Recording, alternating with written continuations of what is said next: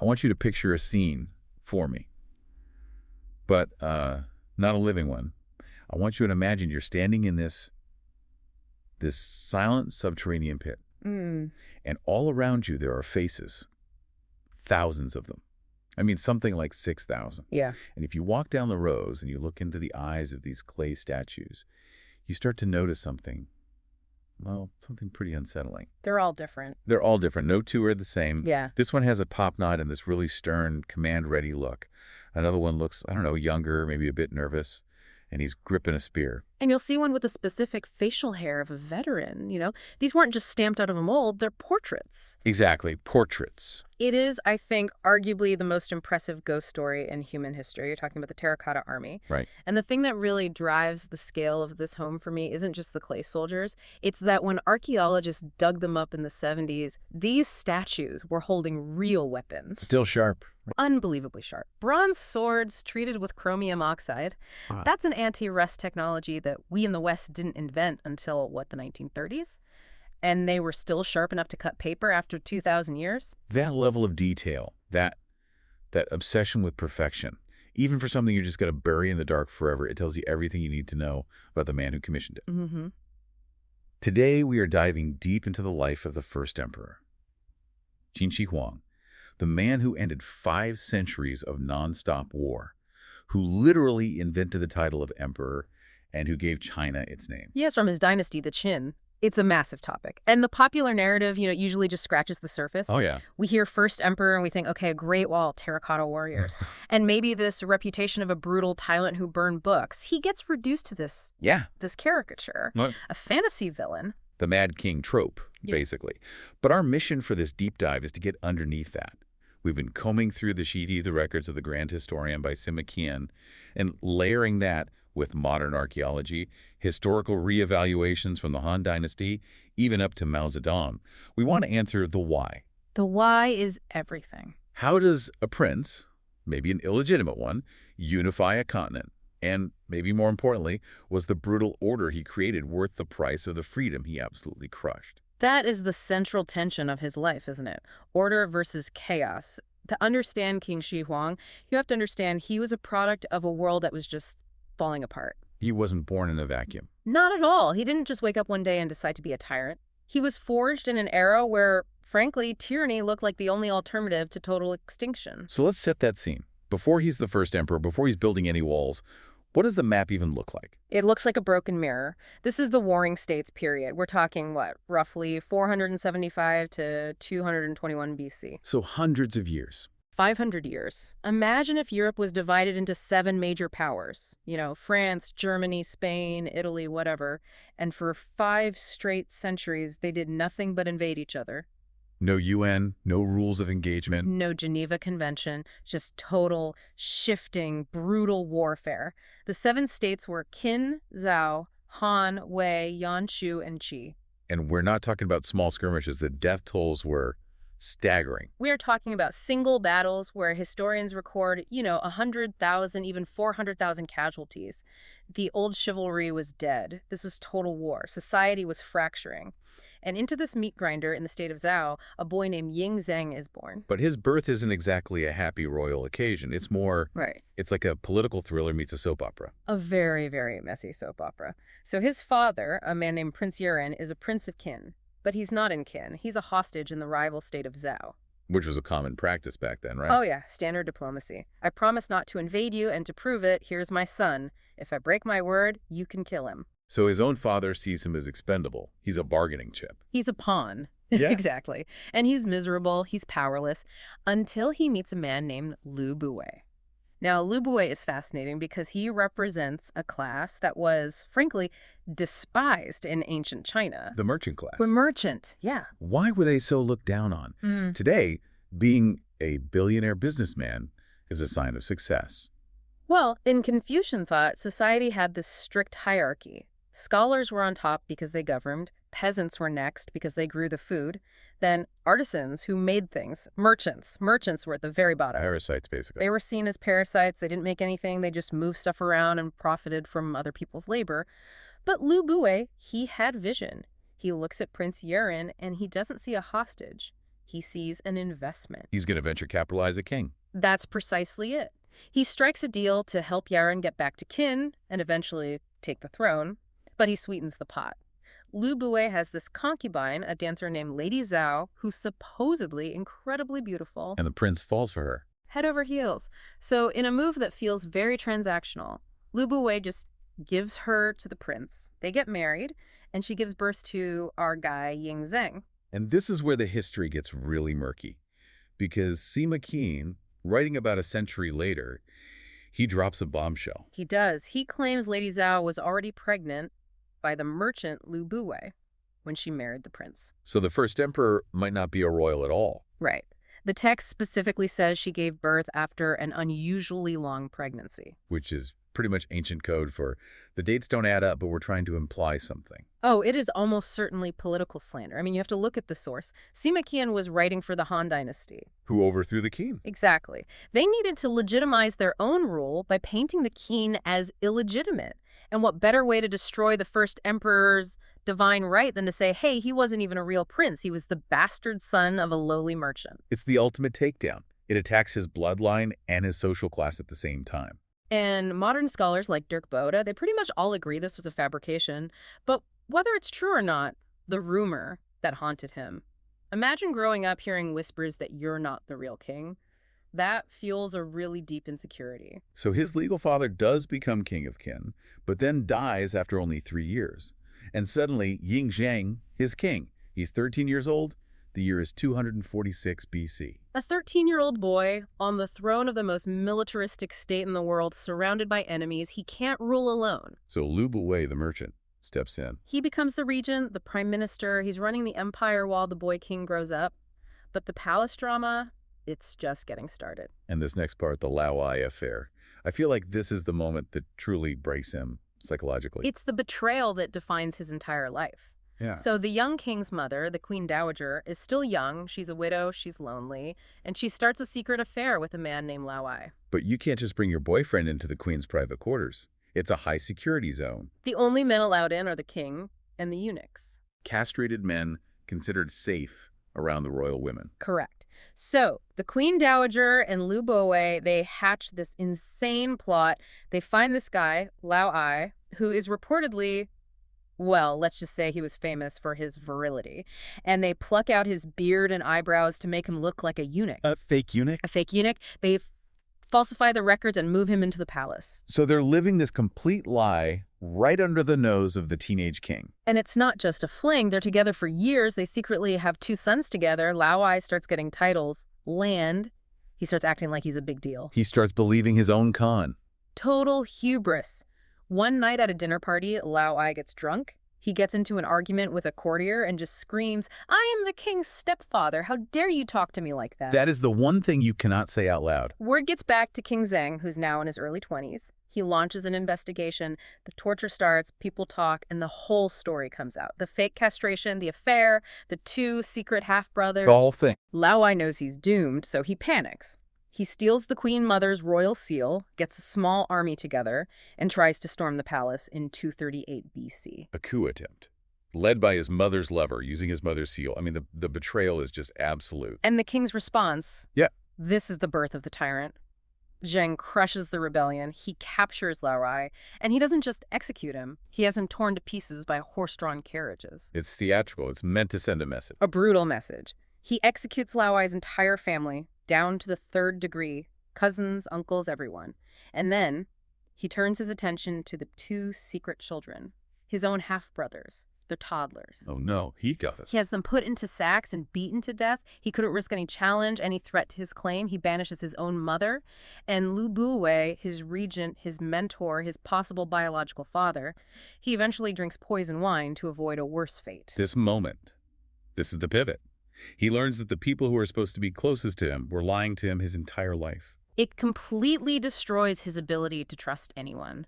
From this point forward, he trusts systems, not people. He leans fully into the philosophy of legalism.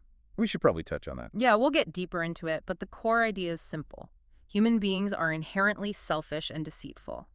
The only way to maintain order is through strict laws, harsh punishments, and absolute state control. And to be fair, His paranoia wasn't entirely misplaced, because once he secures his own throne and starts conquering the other states, he becomes the most wanted man in the world. Oh, it was open season on Ying Zheng. The other kings knew they couldn't beat the Qin army on the battlefield. The Qin war machine was just too good, so they thought, let's just kill the head of the snake. Let's talk about the most famous assassination attempt, the story of Jing Kai. It's so cinematic. It deserves to be. It's 227 BC. The Qin army is bearing down on the state of Yan. The crown prince of Yan is desperate, so he hires this assassin, Jing Kai. But Jing Kai knows you can't just walk into the Qin palace. You need a Trojan horse. A gift the king can't possibly refuse. He brings two things. First, the severed head of a traitorous Qin general who had defected to Yan. King Zheng had a massive bounty on this guy's head. So that's the bait. That's bait number one. Bait number two is a map of the Dukang region, this really fertile land that Yan is offering to surrender to Qin. Here's your enemy's head, and here's some free land. It's perfect. The king takes the bait completely. He grants a grand audience.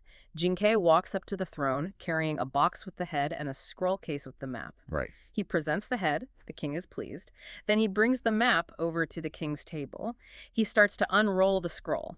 I can just picture the tension. Unrolls it, and hidden at the very, very end of the scroll is a dagger coated in poison. The classic hidden weapon. Jing Kai grabs the dagger with one hand and grabs the king's sleeve with the other. The king freaks out, jerks back, and rips his own sleeve off. Jing Kai lunges. Now here's the detail that makes it all so chaotic. What's that? Qin law was so strict that no one, no courtiers, no officials, was allowed to carry a weapon in the throne room. And the guards were stationed below the dais, and they weren't allowed to come up unless they were summoned. You're kidding. So the king is surrounded by hundreds of people, but he's completely alone because everyone's paralyzed by the rules. Exactly. His own bureaucracy is about to get him killed.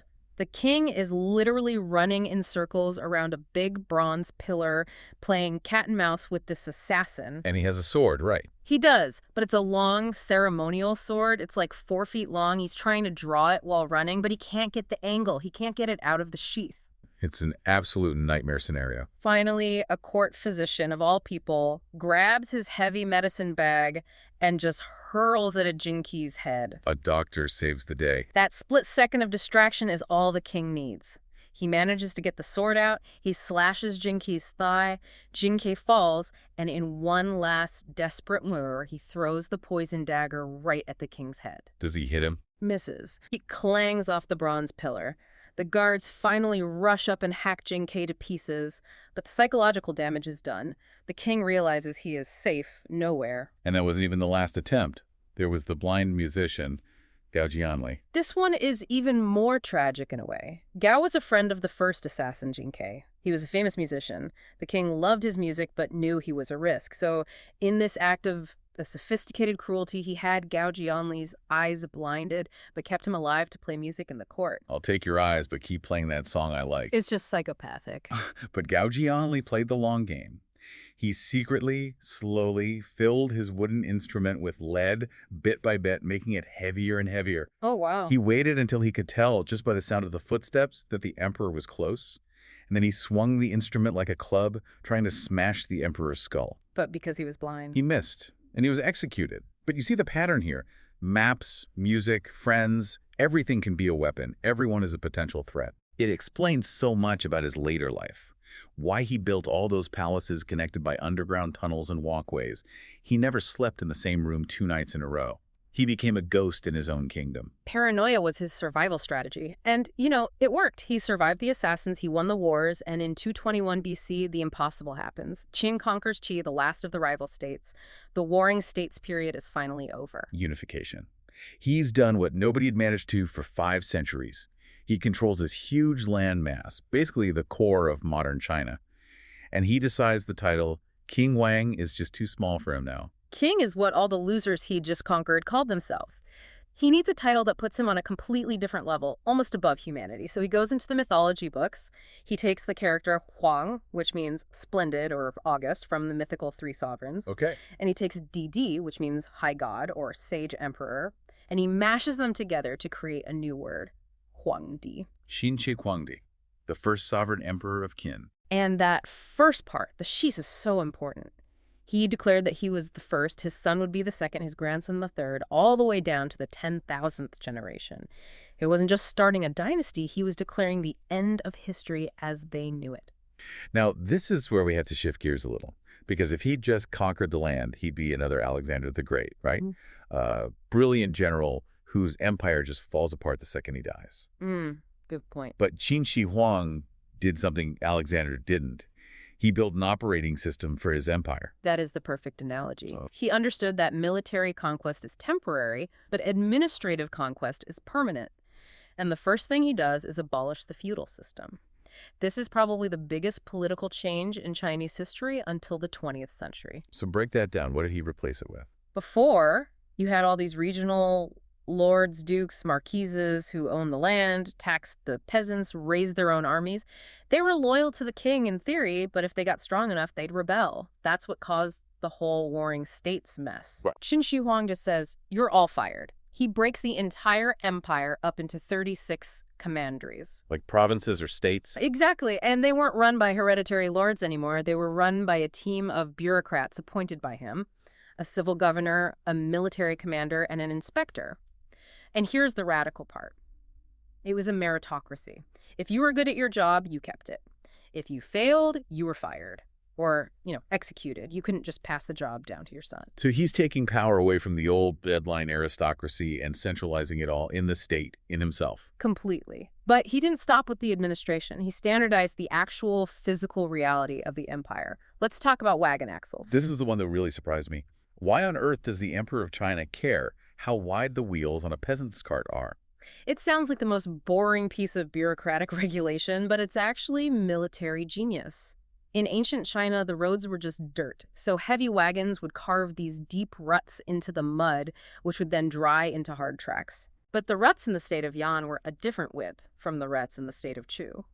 If your wagon's axle didn't match the local ruts, your wheels would just snap off. So you couldn't move supplies or troops quickly from one end of the country to the other. You'd have to stop and change wagons at every single border. It was a logistical nightmare. By making every single axle in the empire exactly 6 feet wide, Qin Shi Huang created the first national highway system. Suddenly, his armies could move from the capital to the coast without stopping. It bound the military and the economy together. And he did the same for weights, measures, currency. That round coin with the square hole, the Banliang coin, became the only legal money. But the most powerful tool of unification, even more than the roads, was the written language. The small seal script. The small seal script. Before this, the written character for, say, horse or river could look totally different in the north versus the south. They were basically mutually unintelligible scripts. Qin Shi Huang and his prime minister Li Si forced everyone, everywhere, to use one single standardized writing system. And think about what that means. People still spoke all these different dialects. They couldn't understand each other speaking, but for the first time, they could all read the same laws, the same tax forms, the same orders from the emperor. It created a textual identity. It's arguably the single biggest reason why, even when China fractured politically in later centuries, the idea of China as a single cultural entity never really died. The software held it all together. But installing all this new software, it required a massive amount of hardware and a massive amount of human suffering. We have to talk about the great projects. The scale is just terrifying. He built the Linquate Canal in the south to help supply his invasion of what's now Vietnam, a crazy feat of engineering that connected 2 major river systems. And then, of course, there's the Great Wall. And we should put a disclaimer here for everyone listening. The beautiful brick wall you see on postcards today, that's the Ming Dynasty wall. That was built like 1,500 years later. Right.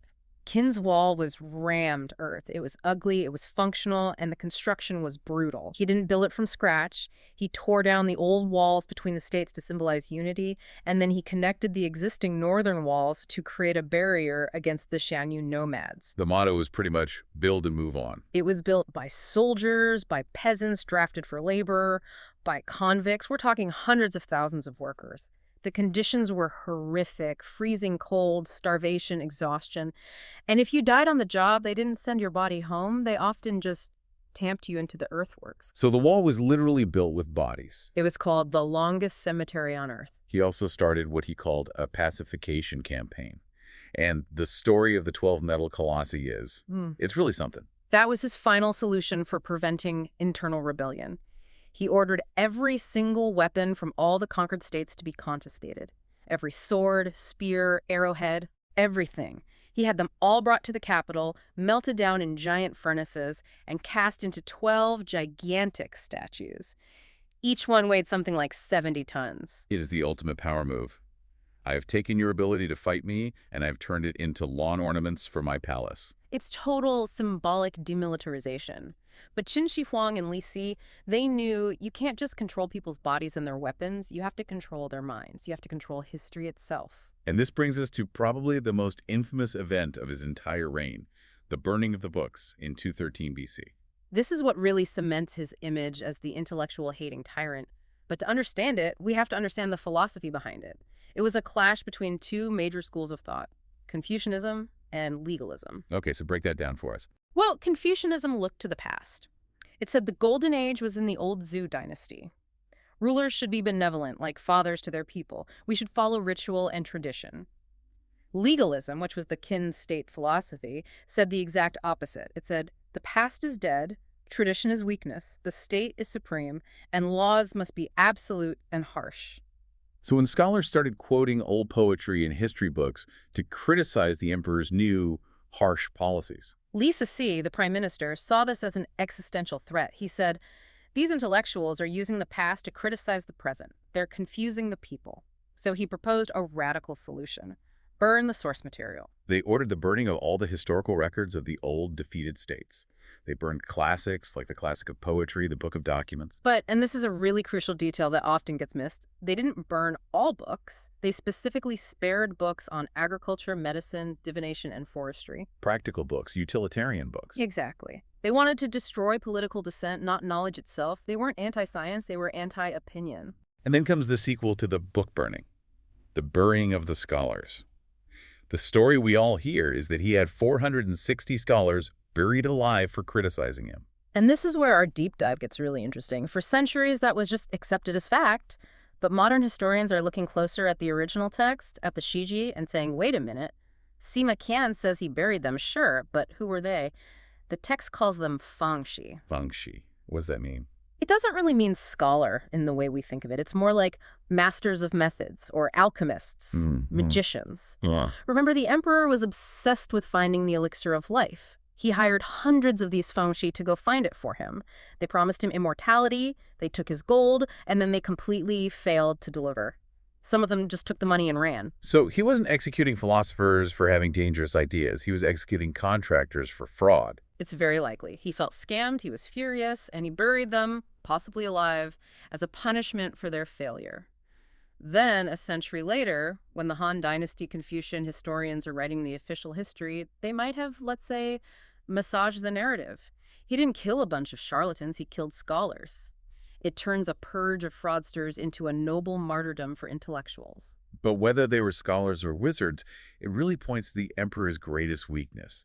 The man who conquered the entire known world was absolutely terrified of leaving it. It became his sole obsession in his later years. He got really into the theory of the 5 elements. He decided his dynasty represented the element of water, which had extinguished the fire of the previous dynasty. And water was associated with, what, black? Black, the north, winter, and the number 6, and suddenly the entire aesthetic of the empire changed to match this. So imperial robes became black. Flags were black, official hats had to be 6 inches tall, carriages had to be 6 feet wide. He believed that if he aligned the entire state with this cosmic force, he could harness its power and cheat death. And he sent people out looking for the secret to immortality, right? He did. He sent a man named Xu Fu with this massive fleet of ships and thousands of young men and women into the Eastern Sea. Their mission was to find the legendary Mount Penglai, the island home of the immortals. What happened to them? They never came back. The legend, and it's a popular one, is that Xu Fu knew he'd be executed if he returned empty-handed. So he found a nice, pleasant island and decided to just stay. And that island was? Japan. That's quite a foundation story. But back home, the emperor's quest to live forever was actually killing him. The irony is just painful. The alchemists he trusted were prescribing him these elixirs of life, and these pills very often contain mercury. Mercury. To the ancients, mercury was this magical substance. It was a metal that was also a liquid. It didn't decay, so they thought if you consume it, you won't decay either. But in reality, it's a neurotoxin. It destroys your brain and your kidneys. It causes irritability, paranoia, hallucinations. So you have to imagine him in his final years, hiding in his secret tunnels, barking orders, probably seeing things, and all the while, he's slowly poisoning himself in a desperate attempt to live forever. And all this time, he's building his final great project, the mausoleum. Sima Qian's description of the tomb is it reads like science fiction. He says they dug down to the Yellow Springs, the underworld. They built full-scale replicas of his palaces and towers inside. And they created this incredible mechanical system to circulate liquid mercury, to simulate the 100 rivers and the great seas. And the ceiling was the sky. The ceiling was painted with all the constellations, the sun, the moon, the stars, so the emperor would lie in rest, suspended between the heavens and the earth. For a long time, historians thought the Mercury rivers had to be an exaggeration, but modern science has actually backed this up, right? It has. In the 80s and again in the 2000s, scientists did soil probes all over the big tomb mound, and they found mercury levels that were significantly higher than the surrounding area, in some spots up to 100 times higher. And the distribution of the mercury roughly maps out the river systems of his empire. So there really is a lake of mercury down there. It seems so. And traps, too. Crossbows rigged with tripwires to shoot anyone who broke in. And then the final cruelty. Once the tomb was finished and all the treasures were inside, the gates were sealed on the workers and artisans who knew its secrets. They were buried alive with him. So we finally arrive at the end. It's 210 BC. The emperor is on his 5th tour of the eastern part of the empire. He's 49 years old. And near a place called Shiki, he collapses. The mercury poisoning, combined with just decades of stress and heat exhaustion, it finally caught up to him. The first emperor was dead. And this is where the story turns from this grand tragedy into, a dark, grotesque farce. Because he hadn't officially named an heir, had he? His preferred heir was his eldest son, Fusu. But Fusu was far away on the northern border, overseeing the Great Wall. And Fusu was a critic. He had argued against the book burning. He was much more sympathetic to the Confucians. And the emperor's inner circle, his chancellor Li Si and the chief eunuch Zhao Gao, they hated Fusu. They knew that if Fusu became emperor, their careers were over. They'd lose their power, probably their heads. So, standing there over the cooling body of the most powerful man in the world, they make a decision. They're going to stage a coup. But to do that, they need to get back to the capital first. So they decide to just pretend he isn't dead. It is the middle of summer. It is scorching hot. They are weeks, maybe months away from the capital. The emperor's body is in this sealed, ornate carriage, but, nature is taking its course. It's starting to decompose. The smell must have been just horrific. How do you hide the smell of a decomposing emperor in the middle of a giant royal procession? You find something that smells even worse. Li Si and Zhao Gao gave an order to have carts loaded with salted, rotting fish pulled immediately in front of and immediately behind the royal carriage. Rotting fish. You can't make this stuff up. The God King, the man who reshaped the known world, ends his journey hidden behind a pile of rotten seafood. It is the ultimate indignity. The fish masked the scent of death. For weeks, they would bring food into the carriage and then come out and pretend to have received orders. The emperor says, "We turn left here." The emperor wants us to keep moving.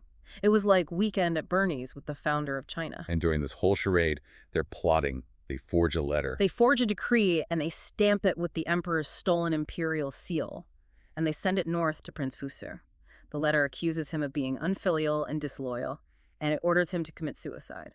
And Fusu just does it. He was a man of honor and duty. He received the order, and believing it truly came from his father, he cut his own throat. Which cleared the way for the younger, more pliable son, Hu Hai, to become the second emperor. A total puppet. Zhao Gao, the eunuch, was the one really pulling the strings. And the whole administration just fell apart. The taxes became unbearable, the laws got even more draconian, and without the terrifying, unifying presence of the first emperor to hold it all together, the whole thing just snapped. The rebellion started almost immediately. Just a year later. It famously started with two peasants, Chen Sheng and Wu Guang, who were late for a work detail because it was raining. Under Qin law, the penalty for being late was death, so they looked at each other and basically said, well, if we go, we die. If we rebel, we'll probably die. Let's rebel. The pressure cooker finally exploded. It did. The Qin armies were overwhelmed, the capital was sacked, and in 206 BC, just 4 years after the first emperor died, the Qin dynasty was completely extinguished. The palaces were burned to the ground. The royal library, which held the only surviving copies of the books that were spared from the first burning, all went up in flames. He promised a dynasty of 10,000 generations that lasted 15 years. And for the next 2,000 years, Confucian historians just dragged his name through the mud. They wrote the 10 Crimes of Qin. He became the ultimate cautionary tale, the symbol of everything a ruler should not be. But history is a pendulum, isn't it? In the 20th century, that view started to shift. It really did. The nationalists in the early 20th century saw him as this strong military leader who unified the nation. But it was Mao Zedong and the Communist Party who really rehabilitated him. Mao saw a lot of himself in Qin Shi Huang. There's that famous or infamous quote from Mao about the scholars. Yes. When his critics attacked the Communist Party for suppressing intellectuals, Mao just laughed. He said, "Qin Shi Huang buried 460 scholars. We have buried 46,000. He saw the first emperor not as a villain, but as a necessary revolutionary who had to be ruthless to break the power of the old feudal aristocracy and build a new centralized state. So where do we land today? When we look back at him, what is he? Is he a monster or a visionary? I mean, he's the first unifier. You simply cannot separate the story of China from Qin Shi Huang.